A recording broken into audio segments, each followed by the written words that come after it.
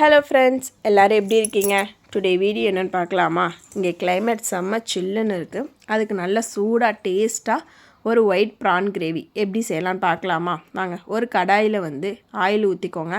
அதில் whole spices போட்டு நல்லா பொரியட்டும். 1 ஸ்பூன் ஜீரகம் போட்டுக்கலாம், 1 ஸ்பூன் சோம்பு போட்டுக்கோங்க.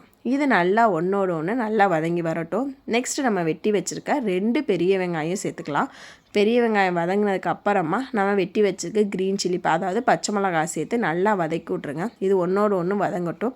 எப்போ பாரு ஒரே டேஸ்ட்டில் சாப்பிடாமல் இந்த மாதிரி டிஃப்ரெண்ட்டாக ட்ரை பண்ணி பாருங்கள், உங்களுக்கு ரொம்ப பிடிக்கும்.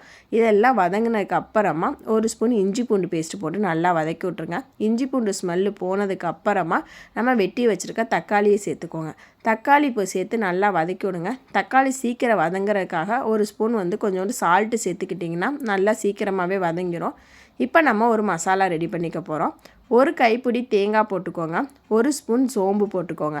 இதுக்கு நம்ம ஸ்பைசஸ்க்கு மிளகு தான் சேர்த்துக்க போகிறோம். ஸோ 2 ஸ்பூன் மிளகு சேர்த்து இதை நல்லா அரைச்சி எடுத்துக்கோங்க நைஸாக.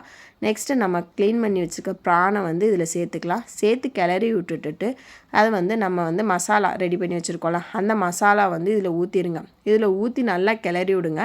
கிளறி விட்டுட்டு இதில் நீங்கள் எக்ஸ்ட்ரா தண்ணிலாம் ஆட் பண்ண வேணாம். ஏன்னா ப்ரான்லேருந்தே நார்மலாகவே தண்ணி நிறையா வெளியே வரும். அப்புறம் நம்ம மசாலா இருக்க தண்ணியே இது போடும். ப்ரான் ஒரு 2 மினிட்ஸ்லேருந்து 5 மினிட்ஸ் குக் ஆனால் போதும். ஓவர் குக் ஆச்சுன்னா லப்பர் மாதிரி ஆயிரும். ஸோ இது ஒன்றோட ஒன்றா கிளறி விட்டுட்டு ஒரு மூடி போட்டு ஒரு 5 மினிட்ஸ் மட்டும் வேக விட்டு எடுத்துருங்க. மூடி போட்டு வேக விட்டுட்டு எடுத்து பார்த்தாலே இதில் தண்ணி எல்லாமே நல்லா பிரிஞ்சு ப்ரான் நல்லா குக் ஆகி வந்திருக்கும். இந்த டைமில் நம்மளுடைய கிரேவி ரெடி ஆயிடுச்சு. செம்ம டேஸ்ட்டாக இருக்கும். இதை ஒயிட் ரைஸில் போட்டு சாப்பிட்லாம், இல்லை ரசம் அந்த மாதிரி வச்சு சைடிஷாக வச்சு சாப்பிட்லாம். செம்ம டேஸ்ட்டாக இருக்கும். இல்லை சப்பாத்தி, இட்லி, தோசை எதுக்காக வச்சு சாப்பிட்டாலுமே அல்டிமேட்டாக இருக்கும். கொஞ்சோண்டு கொத்தமல்லி தூளி தூவி நீங்கள் இறக்கிட்டிங்கன்னா நம்மளுடைய கிரேவி ரெடி ஆயிடுச்சு. இதை ஒயிட் ரைஸில் போட்டு அப்படியே இந்த சில் கிளைமேட்டுக்கு சூடாக சாப்பிடும்போது அவ்வளோ டேஸ்ட்டாக இருந்துச்சு. நீங்களும் ட்ரை பண்ணி பார்த்து உங்கள் வீட்டில் என்ஜாய் பண்ணுங்கள். இந்த மாதிரி ரெசிபீஸ்லாம் வேணும் அப்படின்னா நம்மளுக்கு கமெண்ட் பாக்ஸில் கமெண்ட் பண்ணுங்கள். நம்ம வீடியோ பார்த்துட்டு லைக் பண்ணுங்கள், சப்ஸ்கிரைப் பண்ணுங்கள், உங்கள் ஃப்ரெண்ட்ஸுக்கும் ஷேர் பண்ணுங்கள்.